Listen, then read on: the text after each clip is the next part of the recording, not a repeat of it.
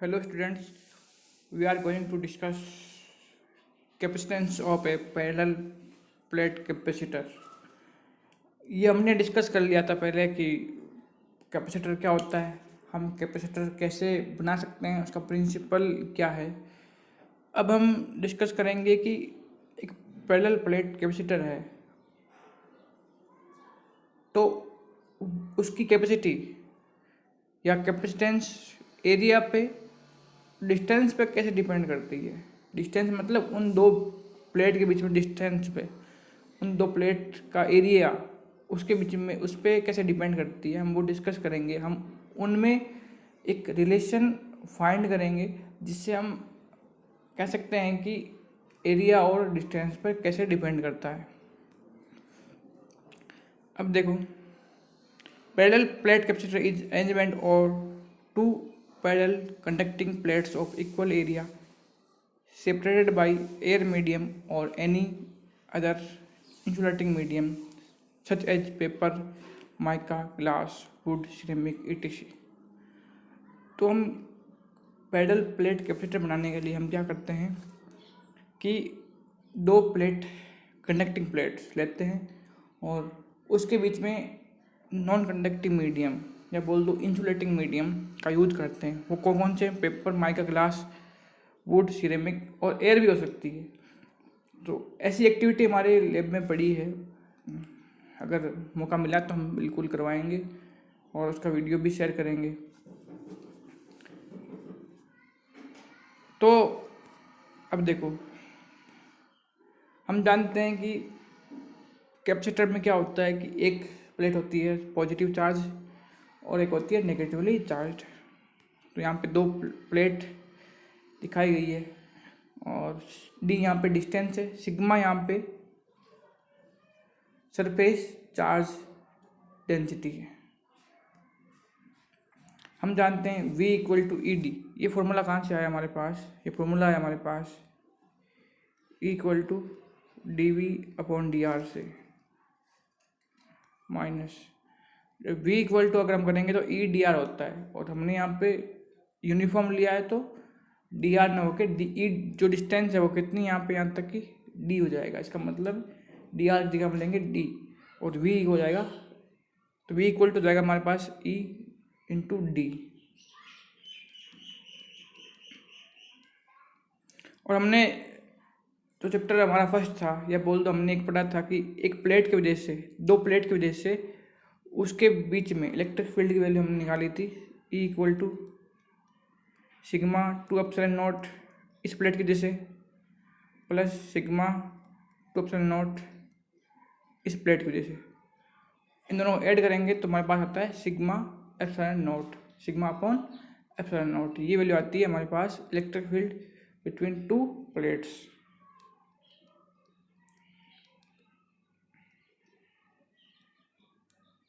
ऐसे हमने the terms of sigma और ई डी और के टर्म में हमने पोटेंशियल वैल्यू फाइंड कर ली। हम जानते हैं अकॉर्डिंग टू, अब देखो सिग्मा की वैल्यू हम फाइंड कर सकते हैं। सिग्मा क्या है? डेंसिटी है। वो कौन सी है? सरफेस। तो हम जानते हैं Q upon A in the terms of charge, और सिग्मा की वैल्यू हमने पुट कर दी यहाँ पे, तो क्यू अपॉन ए ये वैल्यू आ गई सिग्मा की।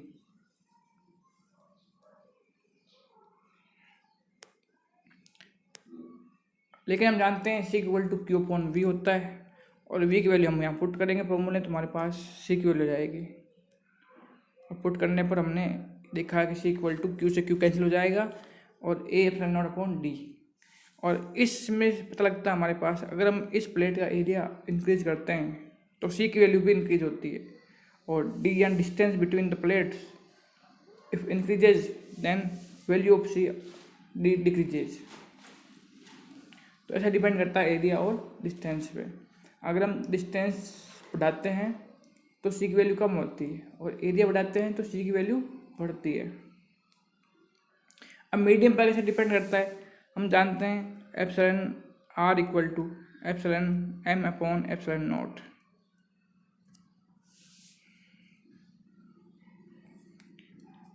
अब यहाँ पे अगर हम वैल्यू लें, अगर मीडियम की बात करेंगे तो हम यहाँ लिखेंगे एप्सिलॉन एम और एप्सिलॉन एम की वैल्यू होती है epsilon R upon epsilon naught. तो जितना टाइम होगा उतना टाइम देखो, अब देखते हैं आगे क्या कंडीशन आती है। पहले आप if the space between plates is filled with dielectric medium of relative primitive epsilon R, then ये हमने कहा था कि यहाँ पे एप्सिलॉन एम होगा और एप्सिलॉन एम की वैल्यू क्या होगी epsilon naught into epsilon are.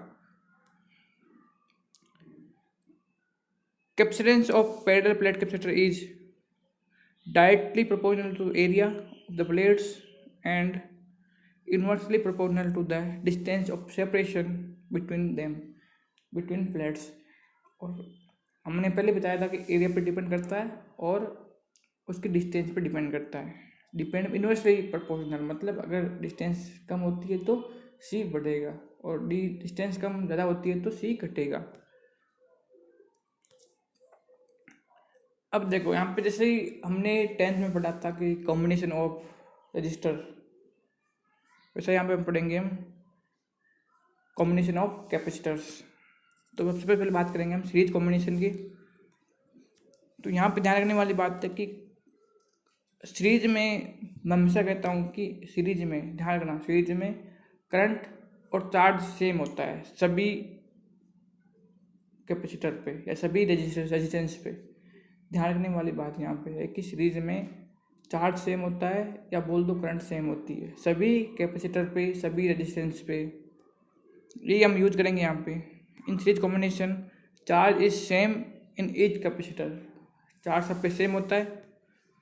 Potential is distributed in inverse proportional to capacitance, और जो पोटेंशियल है वो ऐसे डिस्ट्रीब्यूट होता है प्रोपोर्शनल, अगर ज़्यादा वैल्यू है कैपेसिटेंस की तो वहाँ पर पोटेंशियल कम होगा। तो हमने यहाँ पे V को 3 पार्ट में डिवाइड किया है, V1 C1 का पोटेंशियल, V2 C2 का पोटेंशियल और V3 C3 का पोटेंशियल। और V equal to V1 plus V2 plus V3 होगा। और V हम जानते हैं Q अपॉन C, और C यहाँ पे क्या इक्विवेलेंट कैपेसिटेंस होगी। लेकिन हम जानते हैं V1 इक्वल टू इसका पोटेंशियल क्या होगा, इस पर जितना चार्ज है Q, चार्ज सब पे सेम है तो हमने Q ले लिया, Q upon C1। V2 equal to Q upon C2 और V3 equal to Q upon C3। सारी वैल्यू हम पुट करेंगे इस फॉर्मूले में तो हमारे पास देखो क्या आता है। और यहाँ पे Q कॉमन आएगा और Q कॉमन आके इस इक्वेशन में यहाँ पे कैंसिल हो जाएगा। तो हमारे पास बचता क्या है, where C is equivalent capacitance और इफेक्टिव कैपेसिटेंस और नेट कैपेसिटेंस और टोटल कैपेसिटेंस, इन सब का नाम एक ही है। आप एग्जाम में पूछ ले equivalent capacitance, effective capacitance, net capacitance और टोटल कैपेसिटेंस, तो इन सब का मतलब एक ही है यहाँ पे। और इसका मतलब है सी तो 1/C equal to 1/C1 plus 1/C2 plus 1/C3। ये है सीरीज कॉम्बिनेशन में किसका, कैपेसिटर का।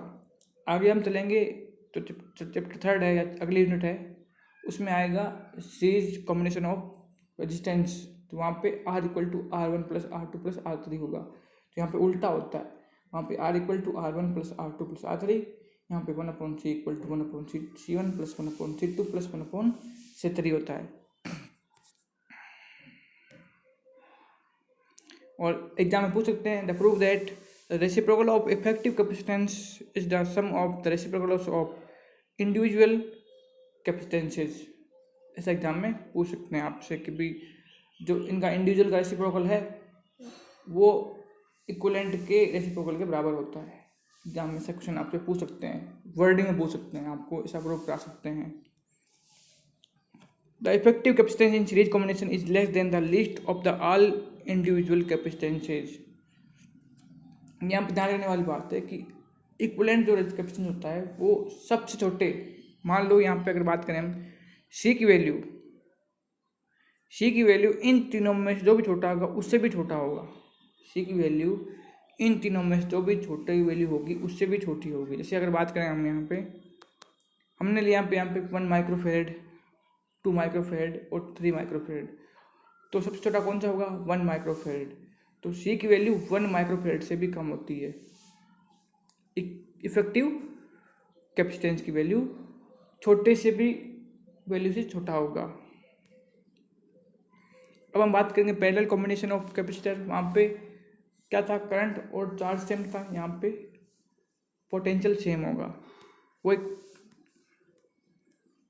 देखो पैरेलल में तो यहाँ पे V रहेगा, यहाँ पे V रहेगा, और यहाँ पे V रहेगा, यहाँ पे V रहेगा। मतलब ये है कि पैरेलल कॉम्बिनेशन में पोटेंशियल सेम होता है। ये ध्यान रखने वाली बात है कि सीरीज में करंट सेम और पैरेलल में पोटेंशियल सेम। ये कंसेप्ट ध्यान रहा तो आपको इनका प्रूव करने में इतनी दिक्कत नहीं आएगी। In parallel combination potential same across the each capacitor, charge is distributed in direct proportional to the capacitance. और चार्ज अलग अलग डिस्ट्रीब्यूट होता है, वो कैसे होता है, प्रोपोर्शनल टू द कैपेसिटेंस, उसकी वैल्यू पे। जिसकी ज़्यादा वैल्यू रहेगी उस पर चार्ज ज़्यादा रहेगा। अब देखो हम चार्ज दे रहे हैं यहाँ से Q, वो अलग अलग होगा तो Q1 C1 पे Q1, C2 पे Q2, C3 पे Q3, अलग अलग अपने हिसाब से, अपनी कैपेसिटी के हिसाब से अलग अलग डिस्ट्रीब्यूट हो जाएगा। हम जानते हैं लेकिन Q हमने चार्ज दिया है Q, वो इन दोनों के सम के बराबर होना चाहिए क्योंकि चार्ज तो कंजर्व रहता है। तो Q equal to Q1 plus Q2 plus Q3।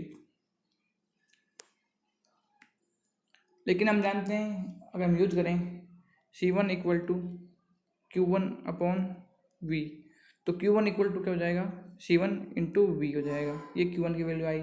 ऐसे हम Q2 वैल्यू निकालेंगे तो C2 इंटू V होगा। V सब में सेम है इसलिए V की वैल्यू V ले लिया हमने। और Q3 इक्वल टू क्या होगा, C3 और V, और V equal Q equal to CV होगा and Q equal to CV। सारी वैल्यू पुट करते हैं हमारे पास, तो CV equal to C1V plus C2V plus C3V, और V कॉमन आएगा और V से V कैंसिल हो जाएगा। तो हमारे पास where C is equivalent capacitance, तो C equal to C1 plus C2 plus C3। इसमें हम सिंपल जोड़ देंगे। ध्यान रखने वाली बात है कि जहाँ पे रेजिस्टेंस की बात करेंगे वहाँ पे, तो वहाँ पे सीरीज में सिंपल जोड़ना पड़ता है और पैरेलल में इन्वर्स करना पड़ता है। जबकि अब बात करें कैपेसिटर की तो इसमें उल्टा होता है, सीरीज में रेसिप्रोकल करना पड़ता है और पैरेलल में सीधा जोड़ना होता है। The effective capacitance is the sum of the individual capacitance. The effective capacitance is parallel combination is larger than the largest of the all the net individual capacitance. इसमें यह है कि ये इसमें जो इक्विवेलेंट होगा वो बड़े से भी बड़ा होगा। अगर मान लें हम वो एग्जांपल लें कि 1 माइक्रोफेरेड, 2 माइक्रोफेरेड और 3 माइक्रोफेरेड, अगर इनको जोड़ते हैं तो हमारे पास आता है 6 माइक्रोफेरेड, तो 3 से भी बड़ा है ना। इन तीनों में से बड़ा क्या है, 3, उससे भी बड़ा होगा। ध्यान रखने वाली बात है कि सीरीज कॉम्बिनेशन कैसे हम प्रूव करते हैं और पैरेलल कॉम्बिनेशन कैसे प्रूव करते हैं। सीरीज में हमें ध्यान रखने वाली बात यहाँ पे कि करंट सेम होता है या बोल दो चार्ज सेम होता है, और सेकंड में हम अगर बात करेंगे पैरेलल में तो पोटेंशियल सेम होता है। यही हम कंसेप्ट जब हम प्रूव करेंगे combination of parallel and series in the terms of resistance, तो हम यही कंसेप्ट खाएंगे वहाँ पे भी। वहाँ पे हम करंट सेम लेंगे सीरीज में और पैरेलल में क्या लेंगे, पोटेंशियल सेम। यही कंसेप्ट रहेगा और कुछ अलग हम नहीं करेंगे। वहाँ पे I और V हो जाएगा, यहाँ पे C इक्वल टू Q और V है, बाकी सब कुछ सेम रहेगा।